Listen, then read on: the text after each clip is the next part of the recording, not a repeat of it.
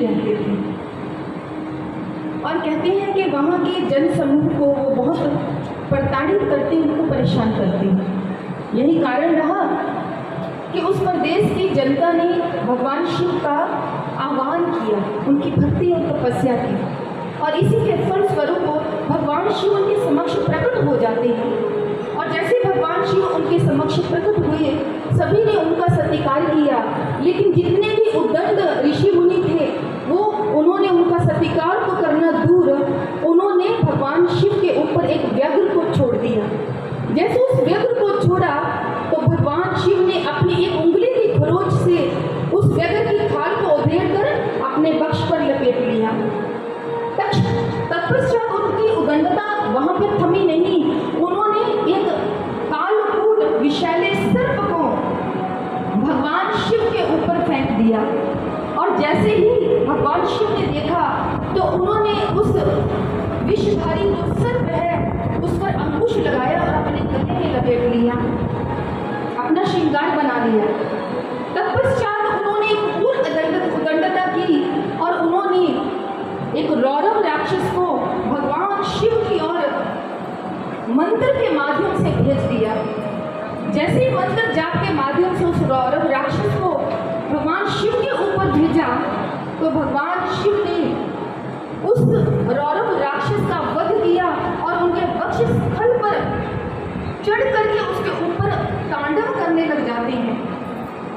और जिस वक्त उनके ऊपर तांडव करते हैं तब से ही उनका नाम नटराज राज पड़ा, तब से उनको नटराज के नाम से जाना जाता है। और भगवान शिव जो ये उनका ये नटराज रूप है, और जब वो नटराज रूप में होते हैं तो एक हाथ में अग्नि है तो दूसरे हाथ में उनके डमरू होता है। भगवान शिव समझा रहे हैं डमरू जो एक माधुर्य संगीत का प्रतीक है, जो मधुरता का प्रतीक है, आनंद का प्रतीक है, वही दूसरी ओर जो अग्नि है वो दुष्टों का संहार करने की प्रतीक है। भगवान समझा रहे हैं कि ये मेरे दोनों जो रूप हैं वो भक्तों का कल्याण करने वाले, उनको आनंद देने वाले हैं, और दुष्टों का संहार करने वाले हैं। उसमें भी दुष्टों का कल्याण ही छिपा हुआ है, उनका अहित ही है। मानो भगवान कह रहे हैं कि बस अब और उदंडता नहीं, अब और नहीं, अब बस करो। और इसीलिए भगवान का ये नटराज रूप हमें अधर्म और पखंड के प्रति विरोधाभास जता रहा है।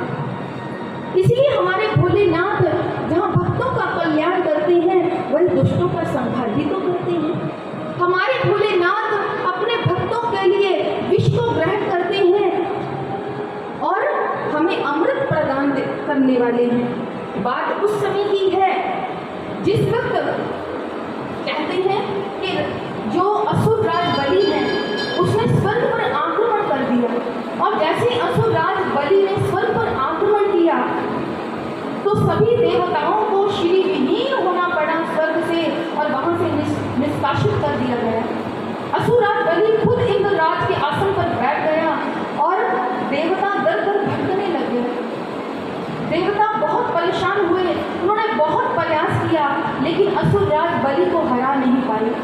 श्री विहीन होने के कारण, दर दर भटकने के कारण वह श्री हरि विष्णु के समक्ष पहुंचते हैं और जाकर अनुरोध करते हैं कि प्रभु हमारी दशा को देखिए, असुरराज बलि ने हमें निष्कासित कर दिया है स्वर्ग से और हम दर दर भटक रहे हैं।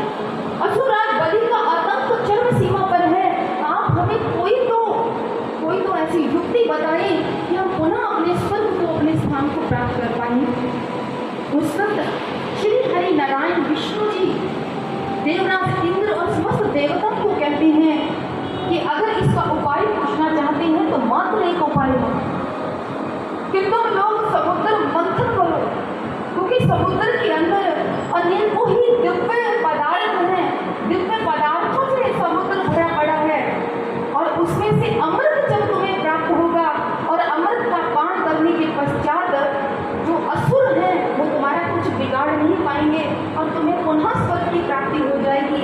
इसलिए तुम्हें समुद्र मंथन करना होगा। लेकिन एक समस्या और है, समुद्र मंथन देवता अकेले नहीं कर सकते थे, इसके लिए उनको असुरों का साथ लेना पड़ना था। यही कारण रहा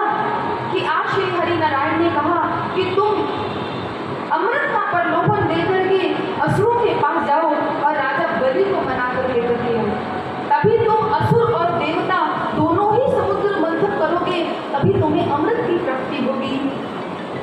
देवराज इंद्र समस्त देवता को लेकर के पहुंच जाते हैं असुरराज बलि के समक्ष। असुरराज बलि के समक्ष अपना प्रस्ताव रखते हैं कि अमृत दोनों को प्राप्त होगा, इसलिए हम सभी मिलकर समुद्र मंथन करेंगे तभी लाभ को प्राप्त होंगे। असुरराज बलि ने जब अमृत की बात सुनी तो उन्होंने देवराज इंद्र के प्रस्ताव को स्वीकार कर लिया, स्वीकृति दे दी। एक घोर घटना होती है और अचानक से समुद्र के भीतर से कालकूट विष का एक बहुत बड़ा कलश बाहर आता है। एक धुआंधार कालकूट विष का कलश जैसे समुद्र की ओर अग्रसर होने लग गई, समुद्र में उफान आने शुरू हो गई, अंधेरी तूफान और चारों ओर कालकूट विष का जो प्रभाव है वो प्रकृति को और जनमानस को नुकसान पहुंचाने को तैयार खड़ा है। ऐसा घोर तांडव होने लगा, प्रकृति रुद्र रूप धारण करने लगी, चारों ओर भयानक एक माहौल बन जाता है। और तभी देखते हैं कि ऐसा तांडव हुआ, ऐसी घोर गर्जना होती है, कालकूट का विष का जो प्रभाव है वो सभी को प्रभावित करने लग गया। देवताओं की श्वासें अवरुद्ध हुई और असुरों ने भी प्रार्थना की और देवताओं ने भी प्रार्थना की। उस वक्त जब देखा कि सृष्टि तो विनाश की ओर जा रही है, चारों ओर विनाश का तांडव छाया हुआ नजर आ रहा है, तो सभी ने मिलकर आज भोलेनाथ के समक्ष, महादेव के समक्ष प्रार्थना की, हे प्रभु आप तो विषैले सर्पों को धारण करने वाले हैं, आप तो मिठास को छोड़कर विष को ग्रहण करने वाले हैं। सभी देवता, सभी जो प्रभु हैं, श्री हरि नारायण है, सभी भोग लगाते हैं, मिठाई का भोग लगाते हैं, फल का भोग लगाते हैं, लेकिन आप तो विष का भोग लगाते हैं प्रभु, आप तो विष को ग्रहण करने वाले हैं। इससे महादेव आप हमें आप ही बचा सकते हैं, क्योंकि इस कालकूट विष का अगर कोई इलाज है तो केवल महादेव है, महादेव, कोई दूसरा इसका उपाय नहीं कर सकता। इसलिए महादेव अब आ जाइए, महादेव अब आ जाइए, अपनी सृष्टि की रक्षा कीजिए महादेव, अब आ जाइए। और जैसे सबने प्रार्थना की जन कल्याण के लिए, तो जब जन कल्याण की बात आती है, भक्तों के हित की बात आती है, तो हमारे महादेव कहाँ पीछे रहने वाले हैं।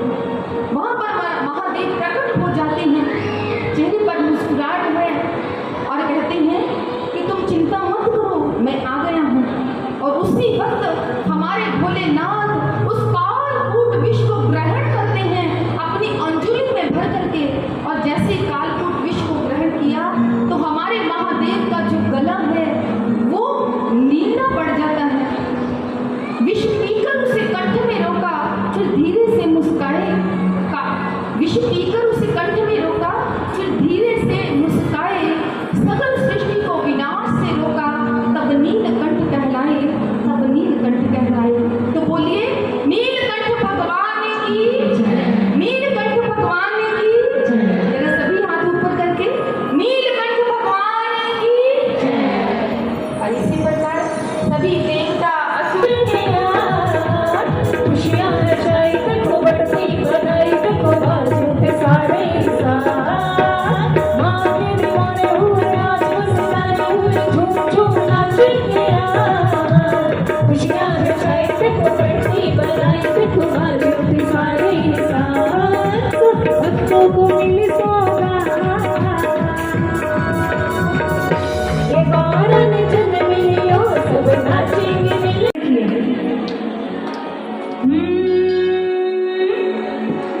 सारे माँ के दीवाने आज झूम झूम नाचे,